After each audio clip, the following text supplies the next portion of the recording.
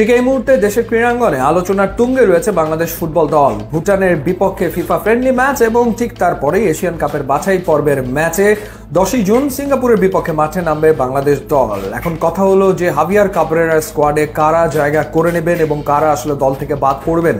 নিশ্চিতভাবে গোটা তিনে পরিবর্তন তো আসতে চলেছে এবং দিন তিনেকের ভেতরে দল ঘোষণা করা হবে লিগ শেষ হওয়ার সাথে সাথে, এমনটাই শোনা যাচ্ছে। এবং বলছিলাম যে কয়েকটা পরিবর্তন তো আসবেই, কারণ সমিত সোম তিনি দলভুক্ত হচ্ছেন, সুতরাং যে কোনো একজন তো বাদ পড়তে চলেছেন এবং একই সাথে ফাহমিদুলও আসছেন এবং তাকে স্কোয়াডে জায়গা করে দেওয়া হচ্ছে, সেটাও নিশ্চিত হওয়া গেছে। এখন দেখার ব্যাপার যে হাভিয়ার কাবরেরা তিনি আসলে প্রাথমিক স্কোয়াড ঘোষণা করেন নাকি একবারে 23 সদস্যের স্কোয়াড তিনি দিয়ে দেন। ভারতের বিপক্ষে 23 সদস্যের স্কোয়াডের কথা নিশ্চয়ই আপনাদের খেয়াল আছে। সেখানে গোলরক্ষক হিসেবে ছিলেন মিতুল মার্মা, সুজন হোসেন, মেহেদী হাসান, শ্রাবণ। প্রবাবলি এবারও তিনজনই থাকবেন, যদিও আনিসুর রহমান জিকোর নামও অনেক আলোচনা হয়, এখনো ইনফ্যাক্ট হচ্ছে, তিনি শেষমেশ জায়গা পাবেন কিনা কে জানে।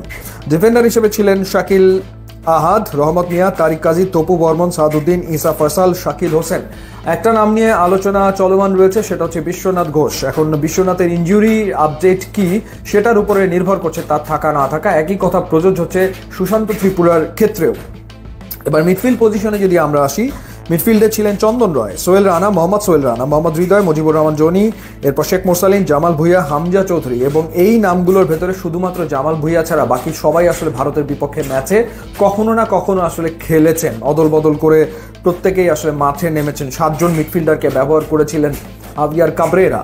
এখন যখন সমিত সোম ঢুকে যাবেন দলে, কিংবা কিউবা মিচেল যদি শেষমেশ তার কাগজপত্র সম্পন্ন করে দলে ঢোকেন, সেই ক্ষেত্রে মিডফিল্ড পজিশনে 2টা পরিবর্তন তো হচ্ছে একেবারে নিশ্চিতভাবেই। এবং ফাহমিদুল তিনি ঢুকে গেলে এখান থেকে তো বাদ পড়তে হবে ডেফিনেটলি আরও একজনকে। তো সেই জায়গাটাতে চন্দন রয়ের পারফরমেন্স খুব একটা আপ টু দ্য মার্ক আসলে ছিল না, এবং মুজিবুর রহমান জনির performance up to the mark definitely ছিল না। তো সেই ক্ষেত্রে এই দুজন কার পারফরমেন্স আসলে আপ টু দ্য মার্ক ছিল? পরবর্তী সময়ে সোহেল রানা দুজন নেমেছেন, তারা এভারেজ পারফর্ম করেছেন, এমন না খুব আহামরি তারা পারফর্ম আসলে করেছিলেন। তো দেখার ব্যাপার যে আসলে শেষমেশ কারা মিডফিল্ডে জায়গাটা পান। এই নামগুলো নিয়ে তো আলোচনা রয়েছে। ফরওয়ার্ড লাইনে ছিলেন ফয়সাল আহমেদ ফাহিম, মোহাম্মদ ইব্রাহিম, শাহরিয়ার ইমন, এরপর হচ্ছে আলামিন এবং রাকিব হোসেন। সো এটা ছিল বাংলাদেশের ফরওয়ার্ড লাইন ভারতের বিপক্ষে।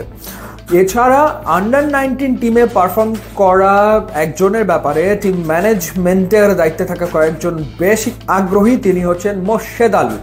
অনেকেই চাইছেন মোর্শেদ আলীকে ন্যাশনাল টিমের স্কোয়াডে অন্তত জায়গা করে দিতে, তাকে খেলানো হোক বা না হোক সে যেন ন্যাশনাল টিমের সাথে থাকে।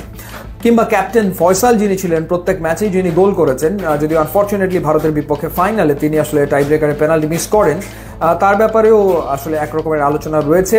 স্যামুয়েলের কথাও আলোচনায় এসছে। তবে এই জায়গাটাতে there is a high chance যে মোর্শেদ আলী প্রবাবলি হয়তোবা তিনি জায়গাটা করে নিতে পারেন। তো শেষমেশ দেখা যাক হাভিয়ার কাবরেরার স্কোয়াডে কাদের আসলে জায়গা হয়। বাট নিশ্চিতভাবে গোটা 4 পরিবর্তন তো একেবারে আসছে, সেটা আসলে বলে দেওয়া যায়, এবং আরও 2-1টা চমক থাকলেও থাকতে পারে, সেটার জন্য আমাদেরকে অপেক্ষায় থাকতেই হচ্ছে।